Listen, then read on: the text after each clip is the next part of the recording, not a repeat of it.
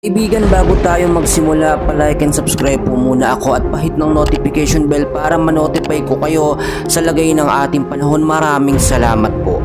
Ang araw update na nga muna tayo sa ating binabantayan na si Bagyong Julian ngayong araw ng Sabado. Ito ngang si Julian ay lumakas at ngayon ay nasa may tropical storm category at kanina alas 10 na umaga, ito ay nasa may layong 465 kilometers silangan ng Apari, Cagayan. Ito ay nagtataglay ng lakas na hangin na 65 kilometers per hour malapit sa sentro at bugso na aabot sa 80 kilometers per hour. Kumikilo sa direksyong southeast ng mabagal. So tingnan naman muna natin itong magiging track ni Tropical Storm Julian. So makikita natin in the next 24 hours, ito ay nasa may 315 kilometers east ng Apari, Cagayan. And then after 48 hours, 160 kilometers east ng Calayan, Cagayan. At after 72 hours, nasa vicinity na ng Itbayat, Batanes. So, nakikita natin yung posibleng close approach nito sa may around Batanes, Babuyan area o kaya landfall scenario. Hindi natin yan niro-rule out. At kung makikita nga natin dito sa track, pinakamataas na category ay typhoon category, pero hindi nga rin natin niro-rule out yung pag-intensify nga into super typhoon, lalo na kung magkakaroon nga tayo ng rapid intensification.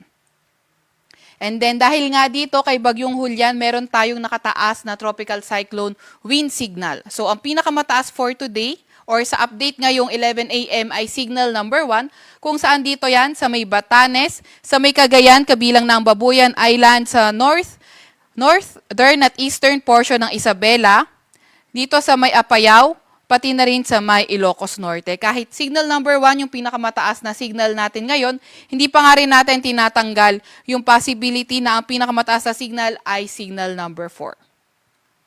Lalo na kapag lalo pang lumapit si Julian sa ating landmass. Ito naman yung mga area na kahit walang signal number 1, aasahan naman natin yung bugso ng malalakas na hangin. So for tomorrow, sa may Aurora, Calabarzon, Romblon at Bicol Region. On Monday, Aurora, Pangasinan, Zambales, Bataan, Metro Manila, Calabarzon, Romblon at Bicol Region. So, asahan naman natin, meron din tayong nilabas na rainfall advisory. So, malalakas sa pag-ulan for today, heavy to intense, 100 to 200 mm sa may Babuyan Islands, moderate to heavy, 50 to 100 mm sa pag-ulan, Batanes, Mainland Cagayan, Isabela at Ilocos Norte. Bukas naman, yung heavy to intense rains na ating inaasahan ay sa may Cagayan, pati na rin sa may Ilocos Norte. Moderate to heavy sa may Isabela, Batanes, Apayao, Abra, Ilocos Sur, La Union at Benguet. Pagdating naman ng Monday, September 30, mag-ingat yung ating mga kasama lalo na sa mga nasa Babuyan Islands dahil posible yung intense to torrential rains, more than 200 mm sa pag-ulan sa Babuyan Islands. Heavy to intense naman, Batanes, Mainland Cagayan, Apayao, Abra at Ilocos Norte. Moderate to heavy rain sa Isabela, nalalabing bahagi ng Ilocos Region at Cordillera Administrative Region. Kaya yung ating mga kababayan nga na nakatira sa mga landslide at flood-prone areas ay pinag-iingat natin sa mga banta ng pagbaha at pagguho ng lupa. And then, sa mga elevated or mountainous area, posibleng mas mataas yung forecast rainfall at ingat pa nga rin, kagaya nga ng nabanggit, sa mga banta ng pagbaha o pagguho ng lupa. So ano nga ba inaasahan natin sa ating 24-hour sea condition? So napakaalon na sa may seaboards ng Batanes at Babuyan Islands. Kaya hindi natin tinatanggal or nagiging likely na nga yung paglabas natin ng gale warning either mamayang hapon or mamayang gabi. Maalon naman sa may northern seaboard ng mainland Cagayan. And then up to 3.5 meters sa may northeastern seaboard ng Ilocos Norte at nalalabing bahaging seaboard ng Cagayan at up to 3 meters sa may seaboard ng Isabela. Kaya kung maaari ay sa mga nakatira, lalo na sa mga pumapalaot, lalo na yung mga maliliit na sasakyang pandagat, kung maaari, huwag muna tayong pumalaot kung maalon sa magiging mga area natin.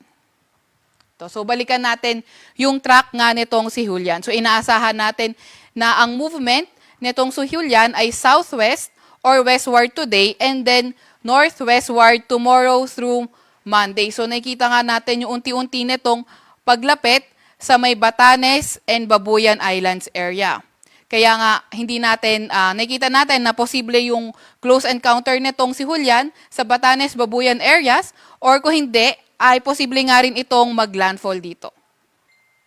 Then, pagdating ng Monday, possible na nasa typhoon category siya at posibleng lumabas na ating Philippine Area of Responsibility Wednesday evening or Thursday morning.